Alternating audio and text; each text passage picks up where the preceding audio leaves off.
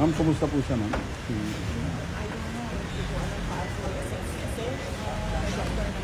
Opo. Nagsupa siya ng nagsupa. Tapos nagpulang. May condition po ba siya, ma'am?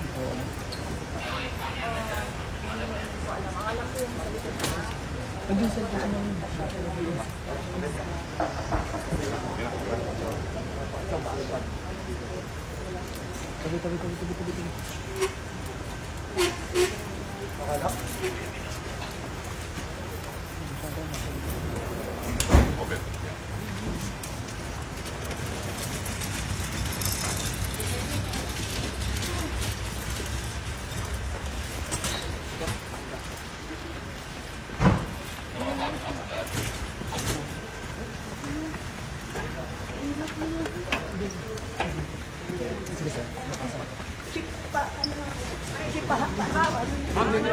Bawal pa bawal.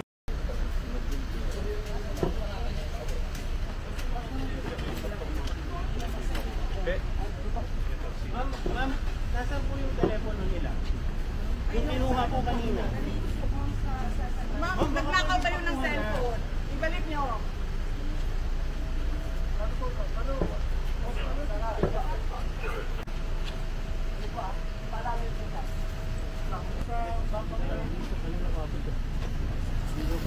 Motor, kaninong motor? Sir. Hindi daw sa kanya motor. Ito sa gabaw mga susunod naman po pwede. Ma'am, doon lang sa convoy tayo. Sino sasama?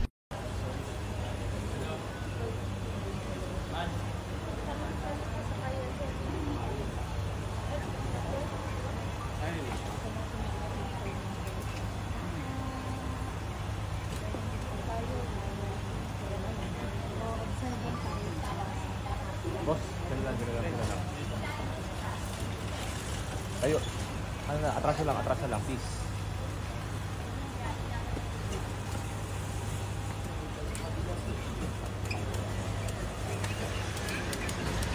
Love you, Yusef. Love you. Support you.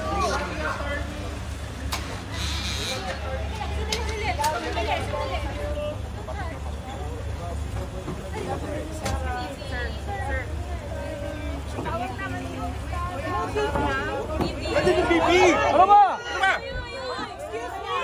Excuse me. Hindi niyo ba nakita yun? Hindi niyo nakita yun?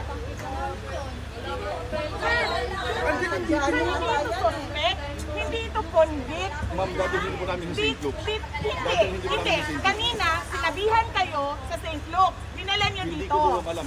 Ibang driver po yun. Naku, sir. Ibang driver po yun. Hindi Sir, po namin but you did what you did. Kuya, wag mo nang sagutin. Vice President yan, sir. What, sir? Vice President yan. Huwag mo sagutin ng ganyan. Ano na niya? Sasarahan nito, Dibilya mo, ro. Gago. Pinagtatanggol po kayo ng tatay niya, pinagtanggol ang kapulisan. Pinagtanggol ang president, Duterte kayo, even ang military, sundalo. Huwag po kayo sumunod sa mali. Hindi convict yan, hindi suspect yan. Bibini lang yan ng contempt. Sir, nung nanggaling kami ng batasan, sinabi ko, since kami pupunta, hindi na kami sa veterans. Oo. So what is that? That you will bring her to St. Luke's. Saan yan pupunta, sir? Nakita mo yung kondisyon niya? Paano tatakbo yan? So sir, gusto niyo po, Sir, sumunod kayo ng lawful orders. Huwag yung alam nyo na injustice na siya sa mga tao. Huwag kayong bakla. Tama! Tama yan. Taas ninyo ang dignidad nyo, mga pulis. Kayo, may mga pamilya rin kayo, may asawa at mga anak. Police, dapat loyal kayo sa Constitution, hindi sa politician. Protect the people, not tambalos-los. Constitution po, sa batas, hindi sa kay tambalos-los. Hindi ito bargain. Ilabas niya yung... Sir, tingnan mo. Gawin niyo yung tama. Doktor na nagsasabi sa iyo, doktor, sir. Kasalanan nila. Attorney Lopez. Attorney, relax! Attorney, relax! Huwag niyo hawakan. Kami na lang magsusugod sa ospital. Sige po, doktora masusunod dito, hindi pulis. Attorney, relax. Doktor ang kailangan dyan. Major problem to eh. Back off, police!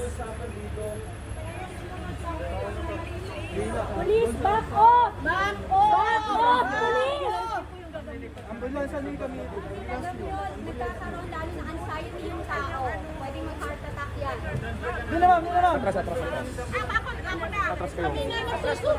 Atras kayo, atras kayo, atras kayo. Atras po tayo. Atras po tayo, atras po tayo. Nagagalit si Oh, wag na isa na, may tama! Kami na lang, kami na lang.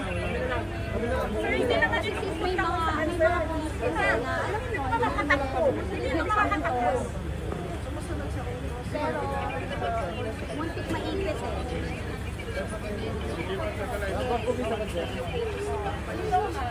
Ayaw niya umaalis, ayaw ni Attorney Lopez.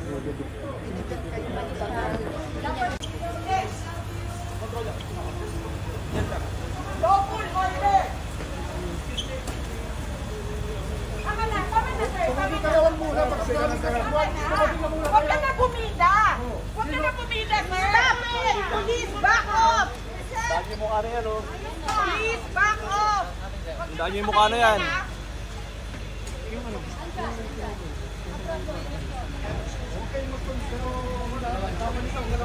Parang isa pwede. Hindi pwede to. Samahin niyo ako sa Ilingan po.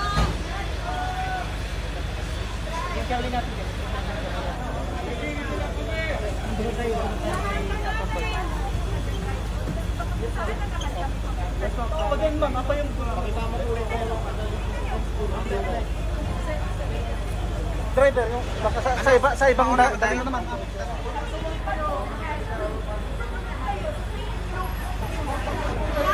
Nakita niyo ba na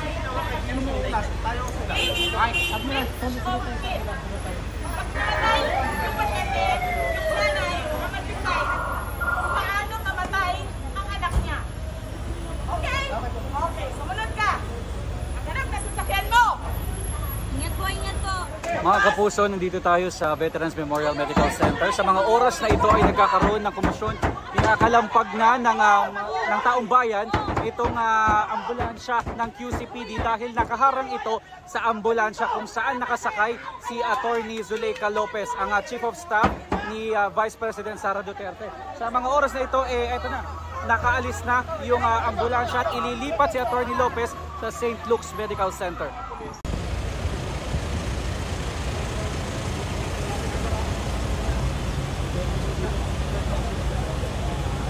Naibaba na sa itong gulay.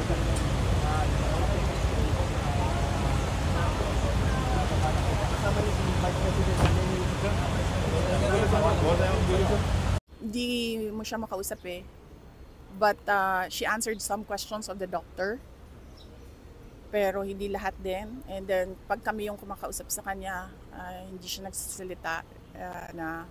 And really, I'm worried kasi kanina din, inano niya yung ballpen ba? Ginaganyan niya yung ballpen na sinabihan namin siya. Sinabi niya sa amin na ayoko na ito, make this stop. And I will stop this. Ganyan, mga ganyan na mga ano. And she already said her piece kanina before she started vomiting. She said her piece. Parang she doesn't feel safe. And she is astounded by the lack of rules. She is astounded by the assault to democracy.